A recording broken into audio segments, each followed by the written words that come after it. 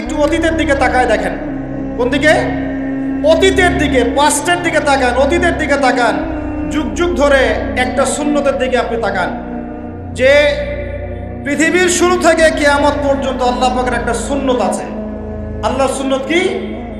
আল্লাহর সুন্নত এটা, প্রত্যেক যুগে যুগে যে বা যারাই আল্লাহর বিধান মেনে চলেছে, আল্লাহ পাক তাদেরকে দুনিয়াতেও সমৃদ্ধি দিয়েছেন, পরকালে জান্নাত দিয়েছেন। সুবহান। আর দুনিয়াতে প্রত্যেক যুগে যুগে যে বা যারাই আল্লাহর বিধান মানে নাই, রাসূলের বিধান মানে নাই, আল্লাহ দুনিয়াতে লাঞ্ছিত করেছেন, পরকালে জাহান্নাম দিয়েছেন। বলেন নাউজুবিল্লাহ। আমার কথা বুঝতে পারলেন ভাই? আরো একবার রিপিট করছি, আল্লাহর সুন্নত কি? আল্লাহর সুন্নত হচ্ছে প্রত্যেক যুগে যুগে যে বা যারাই আল্লাহ এবং তার রাসূলের বিধান মেনে চলেছে, আল্লাহ দুনিয়াতেও সুখী করেছেন, পরকালেও জান্নাত দিয়েছেন। প্রত্যেক যুগে যুগে যে বা যারাই দুনিয়াতে আল্লাহ এবং তার রাসূলের বিধান মেনে চলে নাই, দুনিয়াতেও লাঞ্ছনা, পরকালেও বলেন লাঞ্ছনা। এখন একটা এক্সাম্পল দেই। নূহ আলাইহিস সালামের যুগ দেখেন, যারা আল্লাহর বিধান মেনেছে আল্লাহ নাজাত দিয়েছেন, মানে নাই ডুবিয়ে মেরেছেন। ঠিক আছে কথা? মূসার যুগ দেখেন আলাইহিস সালাম, আল্লাহর বিধান মেনেছে, বনু ইসরাইলকে নাজাত দিয়েছেন, মানে নাই ফিরআউনকে ডুবায় মেরেছেন। দেখেন আপনি শুআয়বের কওমকে দেখেন, শুআয়ব আলাইহিস সালামের কওম, কওমে মাদিয়ান, আল্লাহর বিধান মেনেছে, যারা আল্লাহ পাক নাজাত দিয়েছেন, মানে নাই ভূমিকম্প দিয়ে ধ্বংস করেছে। কওমে লূত, কিছু মানুষ বিধান মেনেছে, আল্লাহ নাজাত দিয়েছেন, মানে নাই, আল্লাহ রব্বুল আলামিন লূত আলাইহিস সালামের কওমকে একদম আসমানে উঠিয়ে পাথর নিক্ষেপ করে খেতলা করে আবার উল্টা দিকে দাফন করে দিয়েছে। নাউজুবিল্লাহ। এদের পাপ ছিল, সমকামী ছিল, সমকামী, যে সমকামিতা এখন ছড়িয়ে পড়ছে আপনাদের। নাউজুবিল্লাহ। আল্লাহ পাক আমাদেরকে হেফাজত করেন। একইভাবে নবী সাল্লাল্লাহু আলাইহি ওয়াসাল্লামের যুগ তাকান, এই যে আবু জেহেল, আবু লাহাব, উতবা, শাইবা, রাবিআ, এরা আল্লাহর বিধান মানে নাই, আল্লাহ ধ্বংস করেছে। আবু বকর, ওমর, ওসমান, আলী রাদিয়াল্লাহু আনহু আজমাইন, তারা মেনেছেন, আল্লাহ দুনিয়াতে সমৃদ্ধি দিয়েছেন, পরকালে জান্নাত। বুঝাতে পারলাম কি ভাই? বলে আসরি মানে কি বুঝাতে পারলাম? আল্লাহ পাক এই সময়ের কসম করে বলছেন, হে মানুষ শোনো, ইন্নাল ইনসানা লাফি খুসর, সমস্ত মানুষই ক্ষতির মধ্যে আছে। বলেন নাউজুবিল্লাহ। এখানে আল্লাহ পাক একদম আমভাবে সবাইকে বলছেন, সবাই ক্ষতির মধ্যে আছে। মানুষের ক্ষতি কয় প্রকার? আমার সাথে বলেন, মানুষের ক্ষতি দুই প্রকার। কয় প্রকার? মানুষের ক্ষতি কয় প্রকার? এক, ইহকালীন ক্ষতি, দুই, পরকালীন ক্ষতি। এক, ইহকালীন ক্ষতি, দুই, পরকালীন ক্ষতি। ইহকালীন ক্ষতি কি? ইহকালীন ক্ষতি হচ্ছে সূরাতুল রুমের এই আয়াতটা। আল্লাহ পাক বলছেন, বা'দা আউযু বিল্লাহি মিনাশ শাইতানির রাজীম, যাহারাল ফাসাদু ফিল বাররি ওয়াল বাহরি বিমা কাসাবাত আইদিন নাস। আল্লাহ পাক বলছেন, জলে, জলে মানে পানিতে, এবং স্থলে মানে এই যে জমিনে, জলে এবং স্থলে যত বিপর্যয়, অরাজকতা, এই যে আপনারা দেখছেন ফাসাদ, ফিতনা যে ছড়িয়ে পড়ছে, এগুলো মানুষের হাতের কামাই, মানুষের হাতের কামাই। বনভূমি উজাড় করেছে কে? জিন না মানুষ? বলেন। এই পরিবেশ নষ্ট করেছে কে? জিন না মানুষ? বলেন। খাবারে ভেজাল দিয়েছে কে? জিন না মানুষ? অর্থনীতির মধ্যে সুদকে ঢুকিয়েছে, জিন না মানুষ? এই বেহায়া, বেপরদামি, জেনা, মাদক কে ছড়িয়েছে? জিন না মানুষ? নামাজ কালাম ছেড়ে দিয়ে পাবজি, ফ্রি ফায়ার নিয়ে কে পড়ে আছে? জিন না মানুষ? বলেন, জিন না মানুষ?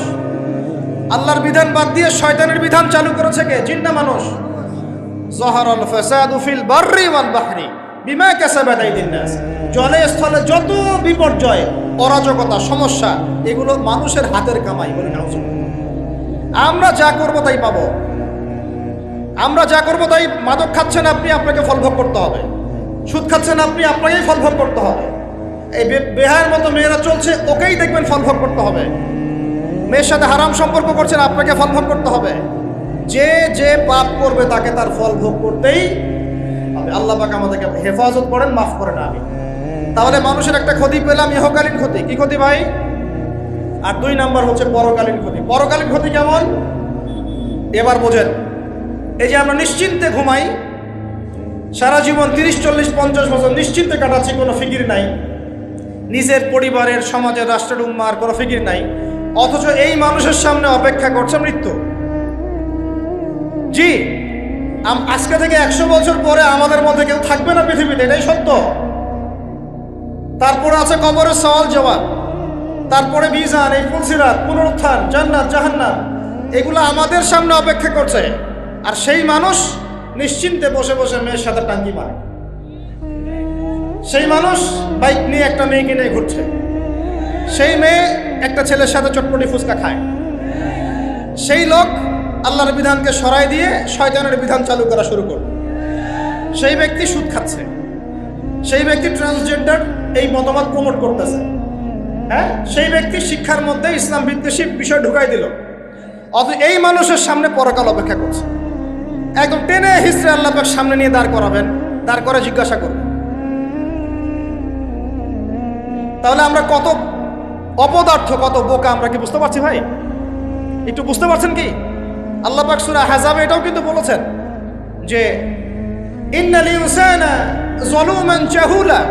এর আগে আল্লাহ বলছেন ওয়ালাকাদ আরাদনা, আয়াতটা কি ভাই? ওয়ালাকাদ আরাদনা আলাল ইনসানি ওয়ালাকাদ আরাদনা আল আমানাতা আলাল ইনসান ওয়ালাকাদ আরাদনা আল আমানাতা আলাল, একটা বলেন না, খুব চমৎকার একটা আয়াত আছে। হাফেজ কে আছেন এখানে? কেউ হাফেজ নাই? ওয়ালাকাদ আরাদনা আল আমানাতা আলাস সামাওয়াতি ওয়াল আরদি ওয়াল জিবাল, এই হচ্ছে, তাই না? ঠিক আছে না? হ্যাঁ, ওয়ালাকাদ আরাদনা আল আমানাতা আলাস সামাওয়াতি ওয়াল আরদি ওয়াল জিবাল ফাআবাইনা আন ইয়াহমিলনাহা ওয়া আশফাকনা মিনহা ফাহামালাহা আল ইনসান। সুবহানাল্লাহ, শুকরিয়া, আল্লাহ পাক মনে করাই দিয়েছেন। আরেকটা যদি না বলতে পারতাম মনের মধ্যে একটা অতৃপ্তি থেকে যাইত। আল্লাহুম্মা লা ইলমা লানা ইল্লা মা আল্লামতানা ইন্নাকা আনতাল আলিমুল হাকীম। আয়াতের অর্থ শুনেন, মানুষ যে জালেম, জাহেল, আমরা যে অপদার্থ, আল্লাহ পাক কি বলছেন? আল্লাহ বলছেন ওয়ালাকাদ আরাদনাল আমানাতা আলাস সামাওয়াতি ওয়াল আরদি ওয়াল জিবাল। আমি ইসলামের এই আমানত, শরিয়াত, কোরআন হাদিসের এই যে আমানতটা, এটা আসমান সমূহকে দিতে চেয়েছিলাম, তোমরা কি নিবা? আমি জমিনকে দিতে চেয়েছিলাম, তোমরা নিবা? আমি পাহাড়কে দিতে চেয়েছিলাম, আমানত কি নিবা? ফাআবাইনা, তারা বলেছে না, নিতে পারো।